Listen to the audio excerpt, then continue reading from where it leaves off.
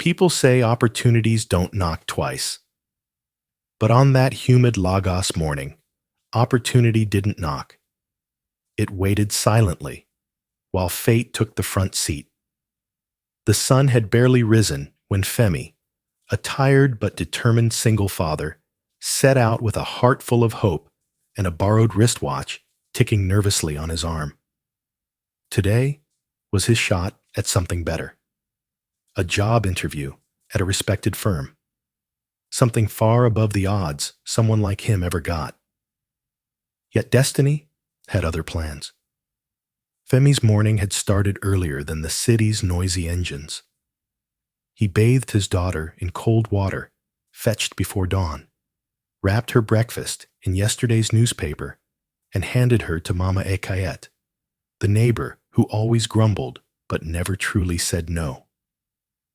With his daughter's kiss still warm on his cheek, he dashed through the bustling streets, avoiding the puddles and Danfo buses that sprayed dust like curses. He held tightly to the tattered brown envelope that contained his CV credentials and a prayer scribbled on the back. The company's building was 30 minutes away, and he had timed everything perfectly. Or so he thought. Just near 3rd Mainland Bridge, where taxis rarely slowed and the world moved without mercy, Femi saw a commotion. A small crowd had gathered around a woman slumped near a gutter. At first, he tried to walk past, like everyone else usually did. After all, this was Lagos. Time was money, and he had none to spare. But something in her stillness caught him. She wasn't just tired. She wasn't just resting. Her pale face was soaked in sweat, and her breathing was shallow. Femi looked at his watch. He still had 10 minutes, maybe 15 if he ran. But the woman was not moving. Without thinking further, he dropped his envelope on the dusty ground and knelt beside her. She was dressed in office clothes, elegant, clean, but now stained with fear and dust. Her phone had fallen beside her bag, still buzzing with notifications. Femi gently lifted her head, trying to shield her from the harsh morning sun. He flagged down an Okada, pleaded with the rider, and carried the woman onto the bike like he was lifting his own sister. The nearest private clinic wasn't far, but traffic was cruel. Inside the clinic, the nurses barely looked up until he shouted. Even then, they hesitated until he banged on the counter and begged them to help. When the woman was finally taken inside, he was left standing alone in the waiting area, sweat dripping, chest heaving, unsure if she would survive, and painfully aware that he had now missed the interview. He sat outside the clinic, staring at the gate, hoping for a miracle. After a while, a nurse came out and assured him the woman was stable. Dehydration, exhaustion, and untreated stress had nearly shut down her body. Femi closed his eyes in silent relief. But as he turned to leave, he remembered there would be no second chance at that job. Back home, his daughter ran into his arms, not knowing the weight of the day. Mama Ikayet asked, "Did you get the job?" But Femi only smiled and said, "I helped someone instead." The next few days were quiet. No calls came, no miracles. Only the usual hustling for small painting jobs, repairing old fans, and fixing leaking roofs around the neighborhood. His shirt remained washed and hung up, but the future it was meant for had passed.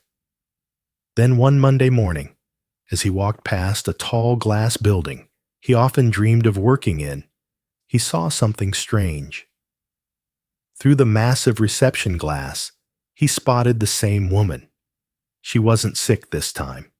She wasn't in trouble.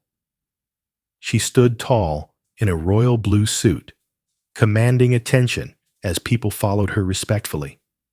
His breath caught in his throat. Could it be? Femi didn't know her name. He never asked. But now she stood behind a logo he had seen 1,000 times. Adalek and Company Holdings. And under it, in gold letters, CEO, Adesewa Adeleke. His knees weakened. She was the CEO of that company, the same one where he had missed the interview.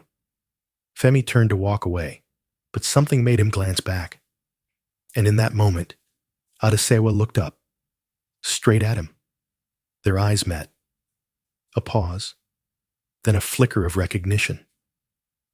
Femi quickly turned and walked away, unsure of what to make of it. But his story was just beginning. The next morning began like every other one for Femi, with a tired body and an uncertain mind. He patched a broken ceiling for a neighbor, earned a few naira, and carried his daughter on his back through the hot sun. But something about that woman's face kept circling in his thoughts. Her eyes had met his with clarity, not confusion. She had remembered him. Still, he didn't expect what happened next. That afternoon, while cooking soaked Gary and struggling to fan the smoky firewood flames, a knock landed on his wooden door. Not a harsh knock like a landlord's, or the shy knock of a neighbor asking for pepper. This one was sharp, formal. Femi opened the door cautiously and found a man in a neatly pressed uniform standing beside a black car with tinted windows. The man handed him an envelope and simply nodded. Femi's hands trembled as he opened it. Inside was a single sentence, printed on glossy paper. Mr. Femi Adeyemi, the CEO of Adeleke & Company. Holdings requests your presence in her office tomorrow at 10 a.m. His breath caught. He read the line over and over. The page didn't mention why. It didn't offer any promises. But the weight of those words settled in his chest like thunder waiting to break. That night, Femi couldn't sleep. He rewrote his CV again, not knowing if it mattered. He ironed his shirt, polished his shoes, trimmed his beard with a rusty blade, and whispered quiet prayers while his daughter lay curled beside him. 100 thoughts swirled in his head. What if it was a mistake? What if she just wanted to thank him? What if it wasn't about work at all? Morning came like a slap of cold water. He dropped his daughter off early, heart pounding in his chest, and arrived at the sleek glass building that once held nothing but dreams for him. The security at the front desk didn't question him. His name was already on the list. He was escorted up to the top floor where the scent of fresh leather, clean air, and silent elevators told stories of wealth he could only imagine. At the end of a long, polished hallway, a door opened. There she was, the woman he had helped, the stranger who had nearly fainted on the roadside, now sitting behind a glass desk, framed by bookshelves and sunlight. She looked different now, powerful, composed, yet her eyes softened when they met his. She didn't ask questions. She didn't explain much. She simply gestured for him to sit. Then she handed him a folder. Inside it was an offer letter, a job, not as a cleaner, not as a messenger, but as facility and site supervisor for all Adelek & Company housing projects. The salary was more than he'd ever earned in 5 years combined. Femi blinked at the paper, then at her. Her voice was calm as she finally spoke, not asking why he helped her, but saying this: people who sacrifice for others, even when they lose something important, are the ones I trust the most. Femi couldn't respond. Words failed him. All he could do was nod slowly, the tears threatening to betray his pride. When he left the office, it wasn't just with a job. It was with dignity restored. The man who once patched holes in roofs would now manage teams of workers. He would wear a uniform with a badge. His daughter would go to a better school. The days of begging were ending. News spread in the neighborhood like wildfire. Some doubted it. Others watched in awe. But Femi didn't speak much. He only kept working, waking up early, and doing his job as if the offer could be taken away at any moment. Humility never left him. The same office that had once rejected him now welcomed him like he was born to lead. Even the interview panel, who hadn't waited for him on that fateful day, had no idea that the man fixing their office air conditioner last week was now their senior. And Adesewa, the CEO, never treated him like someone she helped. Instead, she treated him like someone she believed in. Weeks passed, and his life changed more than he ever thought possible. But one thing stayed the same. He never stopped helping others. One day, he saw a young man outside the company gates, holding a worn envelope, sweating and lost. Femi walked up to him, asked no questions, and handed him a bottle of water. Because he knew, sometimes the small things we do in someone's worst moment become the biggest reason our story turns around. Femi had tasted the sweetness of answered prayers, but Lagos life never served blessings without tests. As the weeks passed, he settled into his new role like a man finally wearing his rightful skin. His days were now spent overseeing sites, managing workers, inspecting materials, and reporting directly to company executives.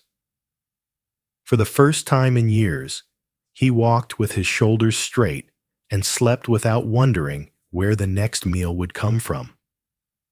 But just as peace began to feel normal, trouble came, disguised in silence. It started at the Ikiti housing project, one of Adelek and Company's largest ongoing builds. The site was bustling with contractors, engineers, and daily laborers. Femi noticed something that didn't sit right. A batch of cement deliveries didn't match what was on paper. Trucks were arriving late, half empty, and still getting signed off like full loads. When he raised the issue, some foreman shrugged it off, saying the supplier was reliable and the project was behind schedule.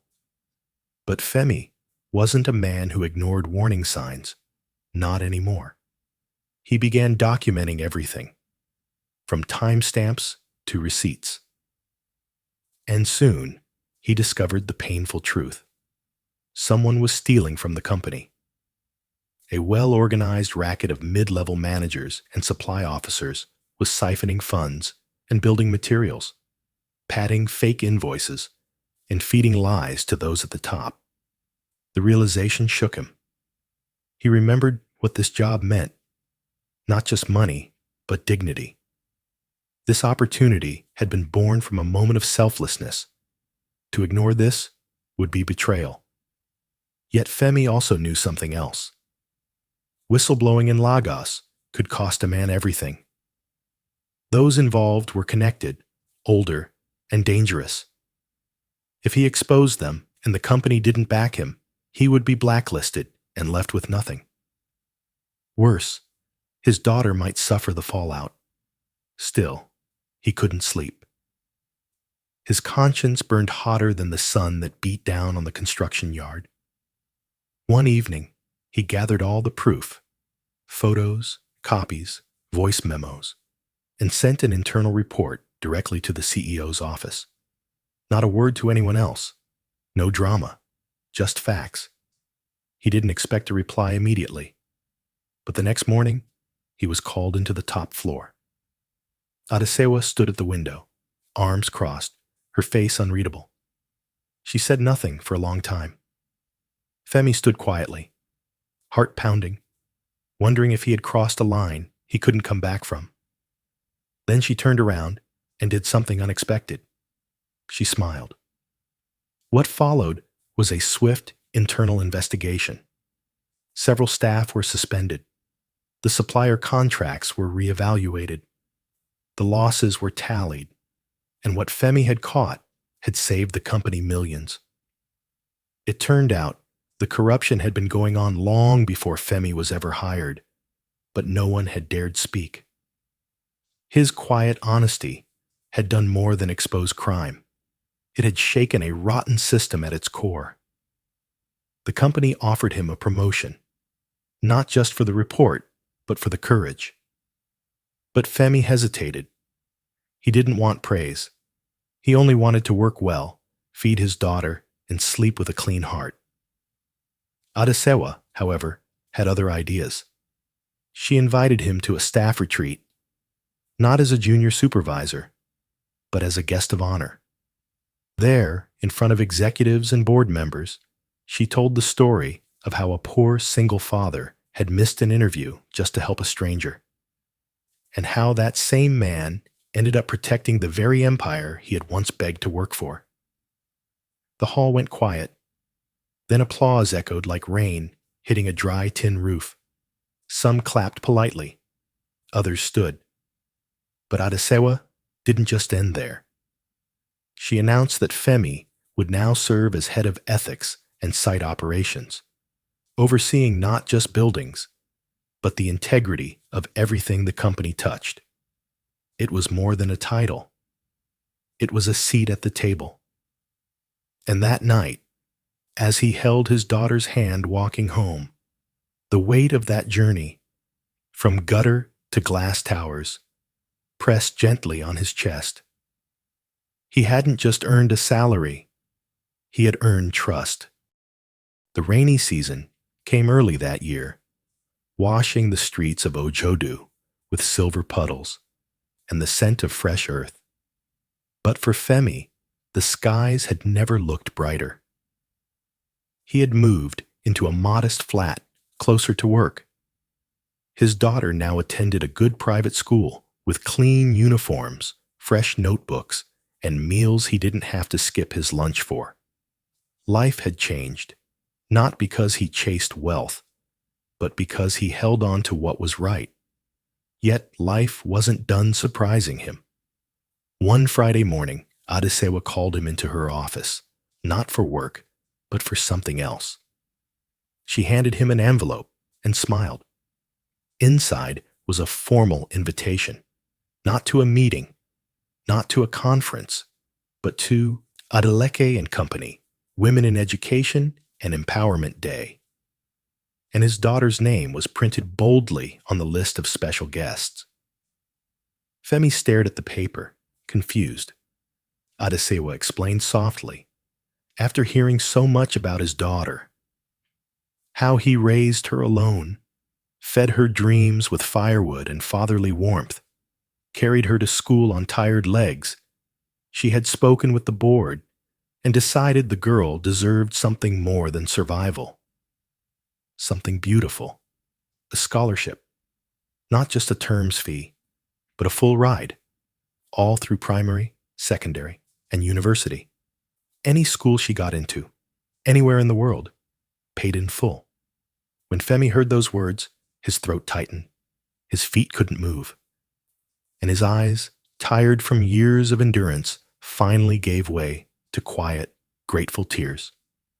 The ceremony was held a week later, in a hall decorated with yellow roses and banners that read, "Rise beyond where you were born." Femi walked his daughter to the front seat, unsure how to even sit in such a place. The company's staff, investors, and guests from across the state were present. The hall was filled with people who wore suits and perfumes that cost more than his rent. But when Adesewa walked to the stage and shared the story of how one father helped a stranger instead of helping himself, and how that single decision planted seeds that would bless generations, no one cared about perfumes or suits anymore. They listened, and many cried. Then she called out a name. Chiamaka Adeyemi, please come forward. A little girl, wide-eyed and nervous, stood up in her pink dress. She didn't understand why people clapped. She only knew her father held her hand tighter than ever before. Together, they walked to the front as the CEO knelt to place a medal around her neck. The cameras flashed. But the moment was quiet. In that silence, an entire life story came full circle. The man who once ran in slippers to save a stranger's life had now given his child a future paved in gold, not through wealth, but through honor. That night, when they got home, Femi placed the medal on the wall beside a faded photo of his late wife, the woman who never got to see this day. He whispered a promise to the photo. I kept her safe, and now she will fly. From that moment on, the community no longer saw Femi as the man who patched roofs.